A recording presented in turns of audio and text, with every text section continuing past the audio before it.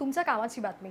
पंतप्रधान मोदींनी 1 वर्ष सोनं खरेदी करू नका असं आवाहन केलं आहे. त्यांचं हे वक्तव्य सध्या खूप चर्चेत आहे. आपण सोशल मीडियावरती अनेक अशा रील्स पाहतोय जिथे एकीकडे लोक म्हणतात की आम्ही का खरेदी करायचं नाही, तर दुसरीकडे आम्ही आधी खरेदी करत नव्हतो असं म्हटलं जात आहे. पण खरंच भारतीयांनी वर्षभर सोनं खरेदी थांबवलं तर नेमकं काय घडू शकतं? भारतात सोनं म्हणजे केवळ दागिना नाही, तर गुंतवणूक, परंपरा आणि भावनाचं प्रतीक मानलं जातं. कारण लग्न समारंभ, सण उत्सव असो किंवा बचत, भारतीयांचं सोन्याशी नातं खूप घट्ट आहे. मात्र भारतात वापरलं जाणारं बहुतांश सोनं परदेशातून आयात केलं जातं. यासाठी देशाला मोठ्या प्रमाणात डॉलर्स खर्च करावे लागतात. सरकारच्या मते जर सोन्याची खरेदी कमी झाली तर देशाचा परकीय चलन साठा वाचू शकतो. भारत हा जगातील सर्वात मोठ्या सोन्याच्या ग्राहक देशांपैकी एक मानला जातो.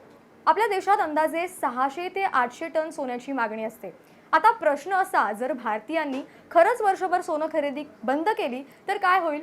सर्वात पहिला परिणाम होईल तो आयात खर्चावर. सोनं कमी आयात झाल्यास डॉलरची मागणी कमी होईल आणि रुपयावरचा दबाव काही प्रमाणात कमी होऊ शकतो. याशिवाय देशातील पैसा परदेशात जाण्याऐवजी देशांतर्गत गुंतवणुकीसाठी वापरला जाऊ शकतो.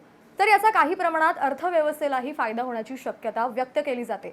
मात्र दुसरीकडे ज्वेलरी व्यवसाय, सोनार आणि सोन्याशी संबंधित उद्योगांवर त्यांचा परिणाम होऊ शकतो. कारण भारतात लाखो लोकांचा रोजगार हा या व्यवसायावर अवलंबून आहे. तर खरंच सोनं खरेदी कमी केल्याने देशाचा फायदा होईल का? यावर तुमचं मत काय आहे आम्हाला कमेंट करून नक्की सांगा.